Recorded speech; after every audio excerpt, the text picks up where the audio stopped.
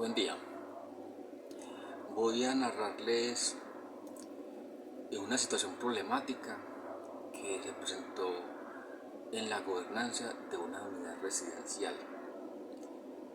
Voy a narrar esta situación porque fui testigo de decepción de esos hechos y de ese proceso, toda vez que un vecino de esa unidad residencial es vecino mío y permanentemente me comentaba sobre lo que estaba sucediendo y sobre las acciones que estaba realizando, sobre los audios de WhatsApp que les enviaba, sobre las comunicaciones que les enviaba y las comunicaciones que recibía por escrito y también por audios. Entonces tengo muy clara esa situación comunicacional que es problemática en la medida en que este copropietario empieza a solicitar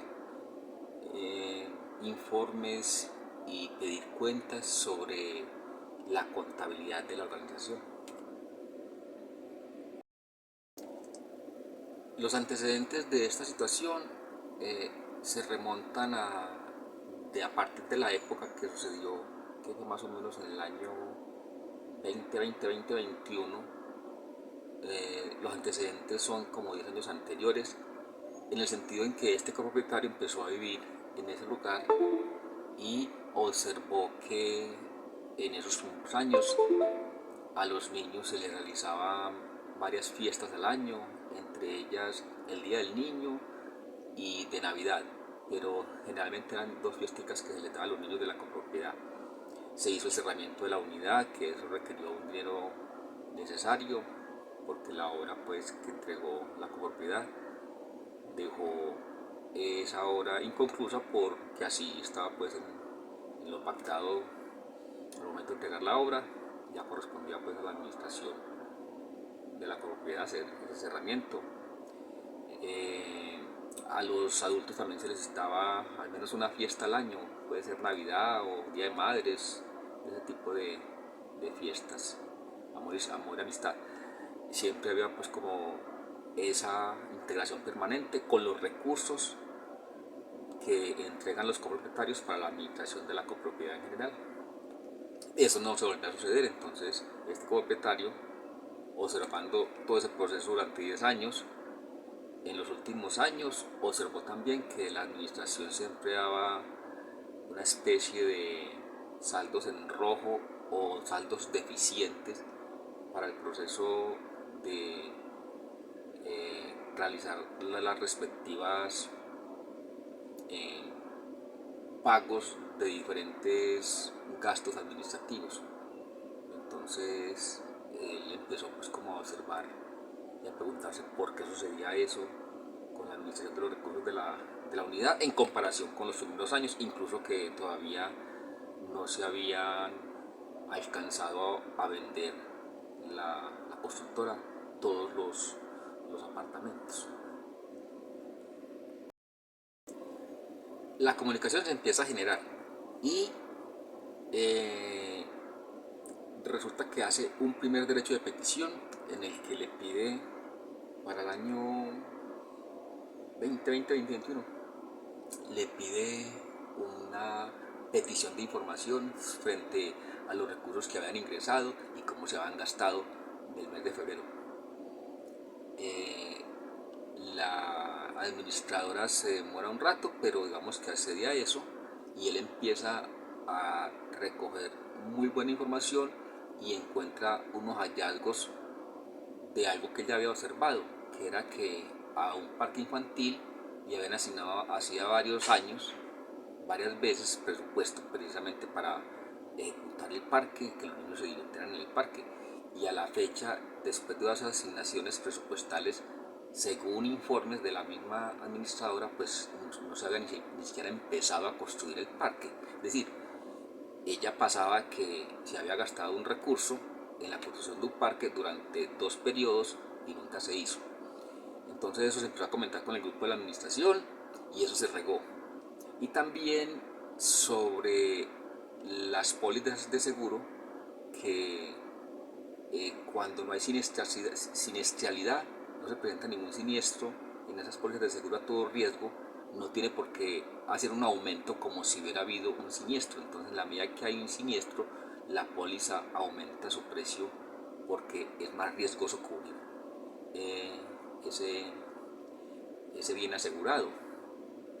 Y en este caso nunca habían pasado siniestros en la copropiedad y subía como si hubiera habido siniestralidad.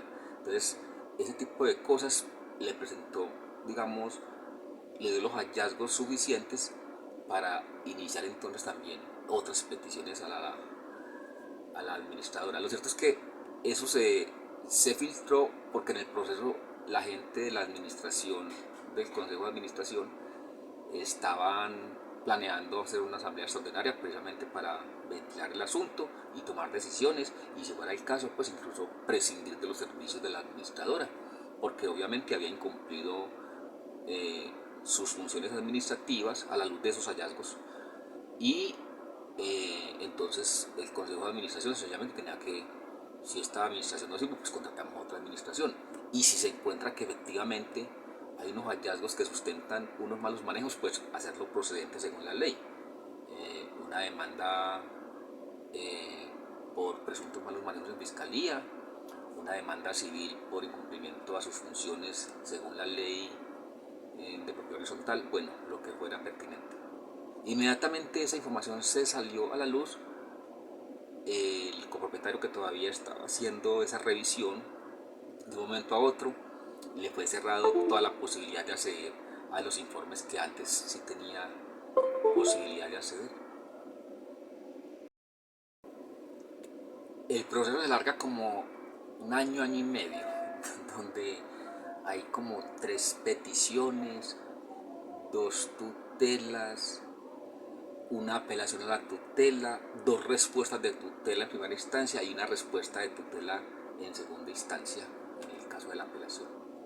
En concreto, que queda claro que hay cosas ahí que ameritan para ser dirimidas, que no es competencia del juez de tutela, pero que sí es competencia de un juez civil, para que se aclare y dirima responsabilidades frente a la forma administrativa que ejercía la administradora de ese momento, y eventualmente también generar una demanda en fiscalía por presunto delito de eh, mal manejo, como sea técnicamente el delito, de los recursos de la copropiedad.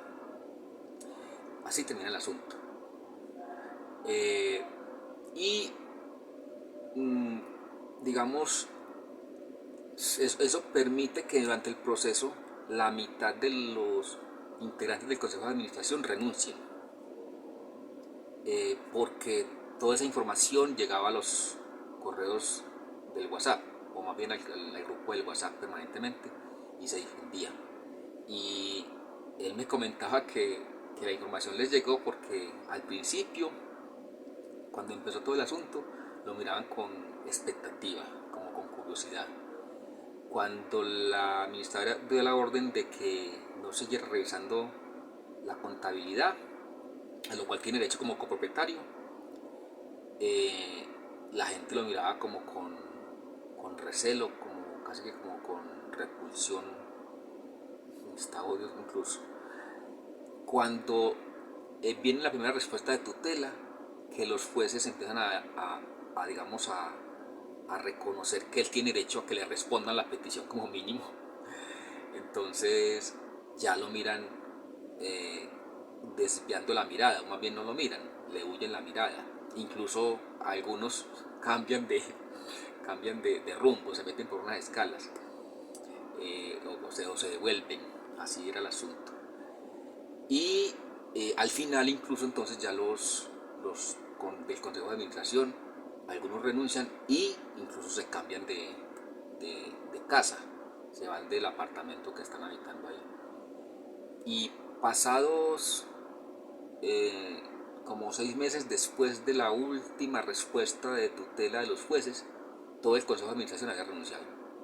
Es decir, la comunicación que se da por intermediación de la autoridad competente que debe interpretar el bien o el buen hacer en el ejercicio de la gobernanza fue lo que permitió que muchas de estas autoridades administrativas de la copropiedad, que al principio estaban equivocadas evidentemente en sus posturas de cómo se gobernaba esa copropiedad, entonces, digamos, de alguna forma asumieran su equivocación y renunciaran, digámoslo de esa forma. También pudiera ser que sencillamente no querían asumir nada y más bien me voy, ¿cierto? Pero digamos que el proceso de comunicación que se da es un proceso de comunicación intermediado por una autoridad competente para interpretar la norma en los procesos de gobernanza de la unidad residencial.